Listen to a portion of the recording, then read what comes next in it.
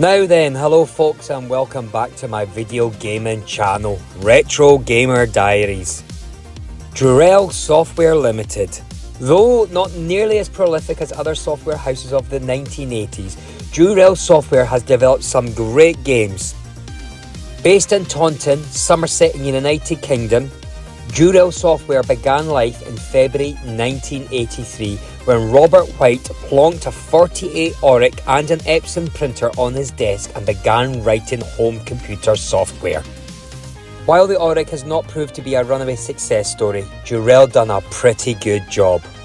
In fact, DURELL Software developed 19 games for across various 18-bit computers such as the Oric 1, ZX Spectrum, Commodore 64, BBC Micro, Acorn Electron and the Amstrad CPC. The two main programmers were Mike Richardson and Clive Townsend, and their biggest hit was Harrier Attack that sold over 250,000 copies. Great stuff. I also own the Oric version of Harrier Attack and I have to say I played it for hours and hours. I also remember that game coming out at that particular time of the Falkland conflict, where these Sea Harriers which feature in the game had played such a significant role. And if you're interested, well, I've also done a game review on Harrier Attack for the Oric. It's certainly one of my earlier videos, but it's still worth checking out. I will leave the link to my video at the end of this video. Anyway, enough of Harrier Attack. There was another interesting game that DURELL developed, which also brings back very fond childhood memories, and that game is Scuba Dive, and that's the game I want to talk about today. For me, this is one of the true classics from the golden era of the 80s home computer gaming, which must not be forgotten alongside the software house and all the programmers that were involved in making this game. So, Scuba Dive. Basically, it's a collect-em-up game which was released on the ZX Spectrum and Commodore 64 in 1983 and then for the Oric 1 in 1984. The game was written by Mike Richardson, Ron Jeffs and Tim Hayward, and the artist was Tim Stamper. It's interesting, but all three versions are different from each other, particularly that Commodore 64, but I'll get to that game in a moment. So I want to start by looking at the ZX Spectrum game first and then the others. I will give my overall thoughts on the games, which port is considered the best and which one was also considered the worst. So let's get started, let's dive into the ZX Spectrum game first. Scuba Dive features such a simple game idea, but one that works exceptionally well. You basically take on the role of a fearless pearl diver as you plunge into the unknown ocean depths. You'll be swimming with sharks, squid, jellyfish and all manner of strange and deadly creatures. And when you find a clam, wait for its shell to open, then swoop down and grab your prize. If you descend further, then you will find larger clams with bigger pearls. And if you go deeper still, you may find cave systems with ancient treasures to be taken. All very exciting this, isn't it? Well, that is, if your auction holds out, and if you can get past the waving tentacles of octopuses which guard these forbidden places. So be careful. And once you've taken as much as you can hold, then you have to make it back to the surface. Climb aboard your boat, offload your booty, and then strap on a fresh oxygen tank and take to the waters once more. Sounds all simple really, but I have to say it's all tense stuff, as you swim as quickly as possible on the lookout for pearls, treasure chests and air refill stations. Bang your head on a rock and you lose what you're carrying, and returning to the boat to refill your oxygen is fine, but the boat doesn't stay still, it moves. So there you go. Anyway, let's have a look.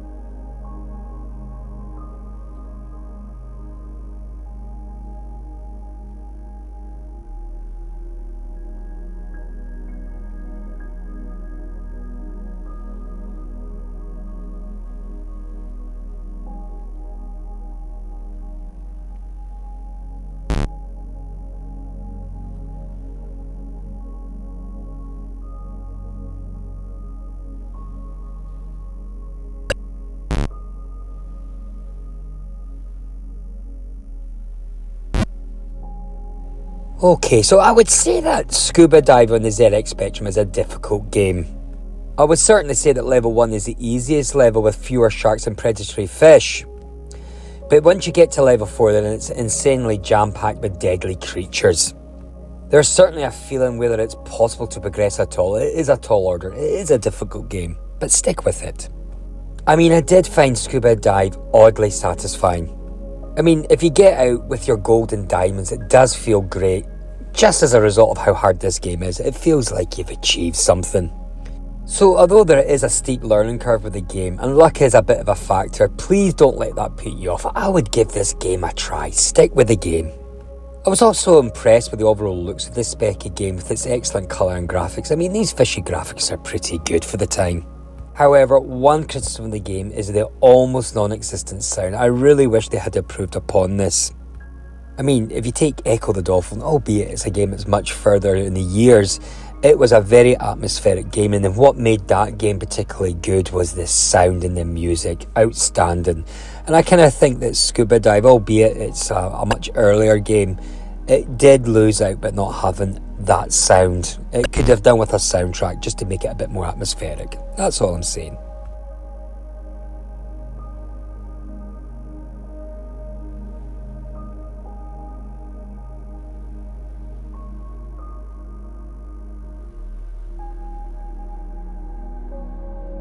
Okay, so now let's have a look at that Commodore 64 version.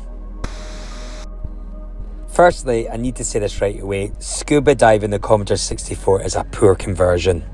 While the ZX Spectrum original is enjoyable and playable, this version is just a joke. Dearie me. The first area is just a single screen, unlike the original where the surface was explorable over a number of screens. The sea creatures are blocky and look ridiculous. The graphics overall are pathetic, especially the scrolling, which makes the side panel judder when exploring the undersea caves. The gameplay is also a pale imitation of the Spectrum version, very disappointing. I don't really want to say this, but whoever made this version of Scuba Dive for Durell Software did a poor job.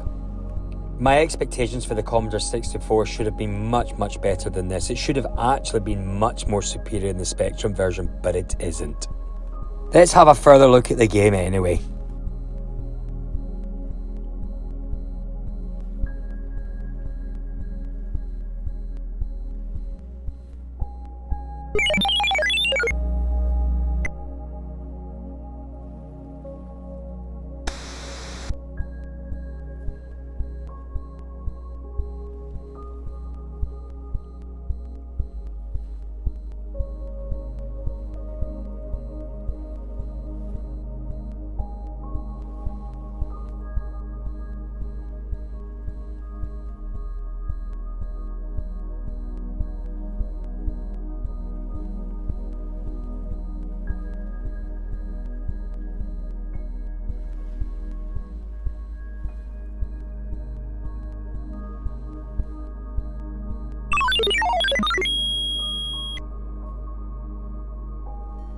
Okay, so here's the Oric version of Scuba Dive.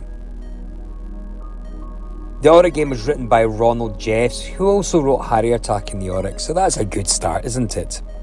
It is a very different game from the well-known ZX Spectrum version. While the ZX Spectrum version feels like an arcade adventure, the Oric version feels more like a coin-op arcade game. The Oric game is a nice game, but in my opinion is a little inferior to the Spectrum version. However, it is worth noting that the Spectrum version is 48K, while the Oric is only 16K. But in saying that, the Oric version is vastly superior to that Commodore 64 version. Vastly superior. Anyway, let's have more of a look at the Oric 1 version.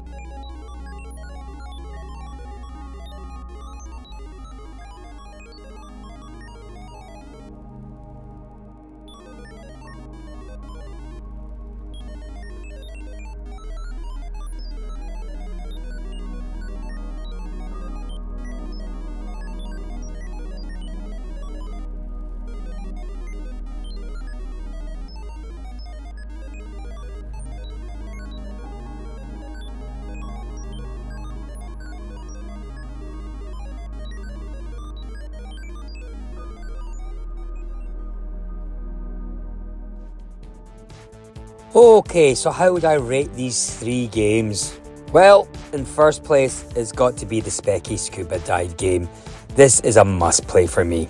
Second place, it's the Oric 16K game, which is a nice game, but just a little inferior to the Spectrum game. It's certainly a faster game, and it's worth playing though. And finally, forget the Commodore 64 version. It's absolutely terrible. So there you go, the ZX Spectrum Scuba Dive. That's the one to play.